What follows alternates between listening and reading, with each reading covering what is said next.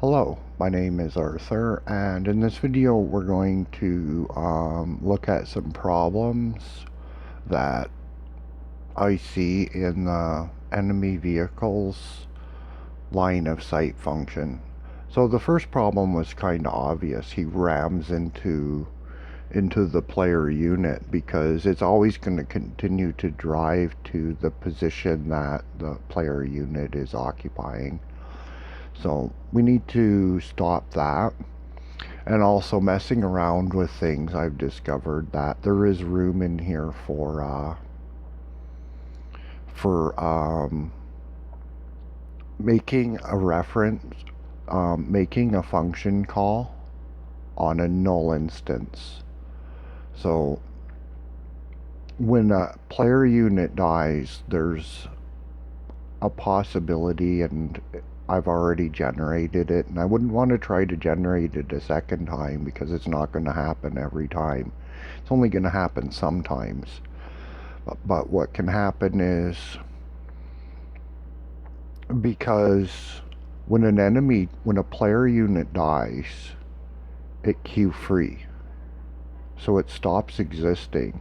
And it stops existing, then line of sight gets a body exited signal. So basically it stops existing before the unit that has it as a target is told that's a null. So the reference exists for this small fraction of time before it's set to null, and that leaves a window of opportunity for a null, for making a function call on a null reference. So basically what'll happen is it'll reach here and try to get a global transform on a deleted object. So that needs to be fixed. And we'll start off with the distance issue. So we have one destination radius that gets applied. So what I'm thinking is to put in a second destination radius and toggle between the one and the other. So what we would do is we would give a second constant here. So constant target radius, so like that, and we could set that to 5 or 6, something around there should work. Then in integrate forces right here, just before target, because it kind of makes clear what's going on, we would go var radius equals destination radius. What the? That was random. Here, let's get that right. Radius equals destination radius. And then if target radius equals target radius. And then down here, we can just change this to radius. And what's this?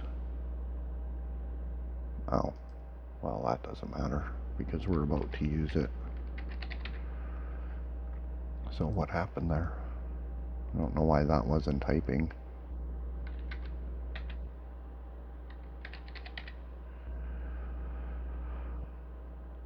So now it should change over to the target radius, and that should all work.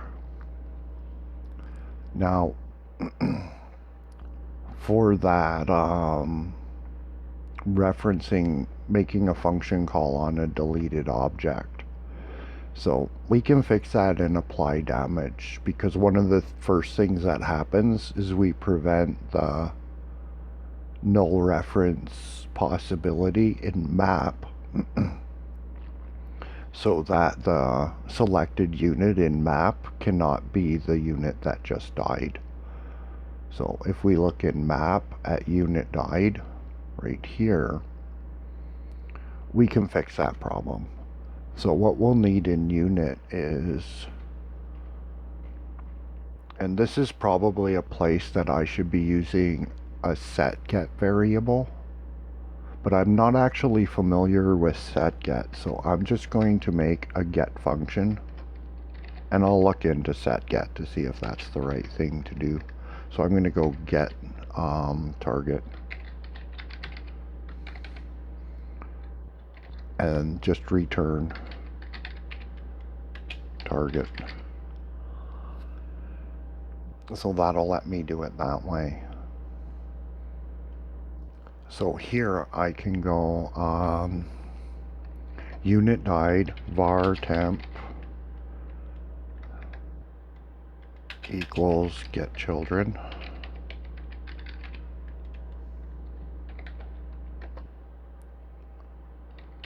For index in temp,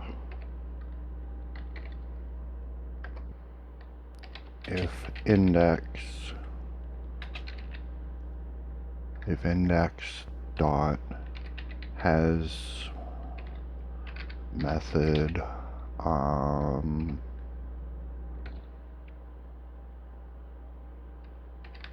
get target,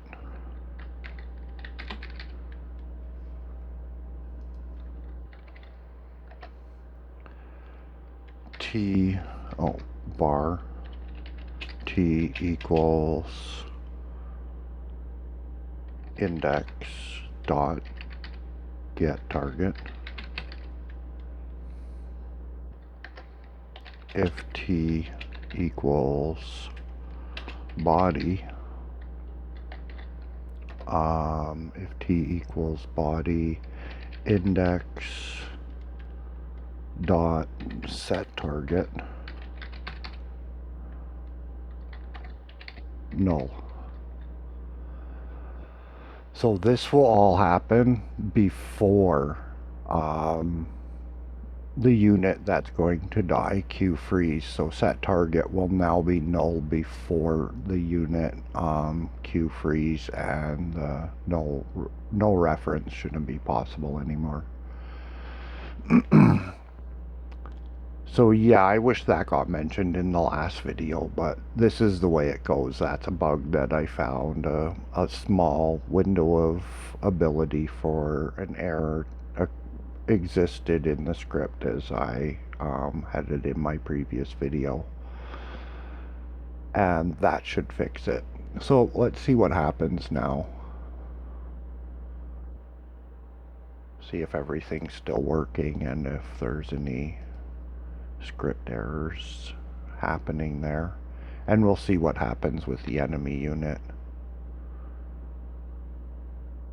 So he should stop. There he goes. So he pulls right up before he stops, and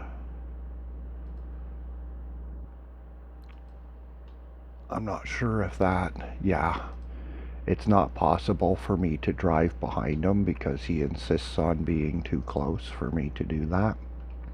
So he keeps dogging me around.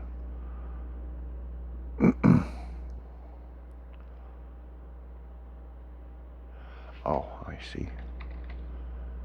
So we got to that and there was an error there. So hopefully that's the only one. I didn't have the brackets to go with that function. So just a little bit of syntax problem. Shouldn't prove to be an issue. I'm pretty sure that solution will completely remove any possibility of a null reference.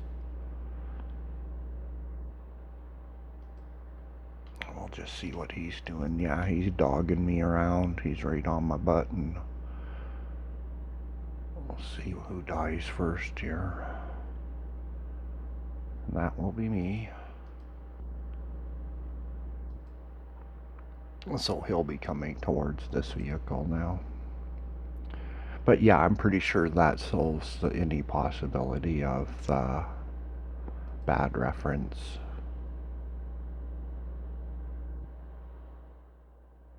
And we'll try to drive by here. It's hard to get him to miss.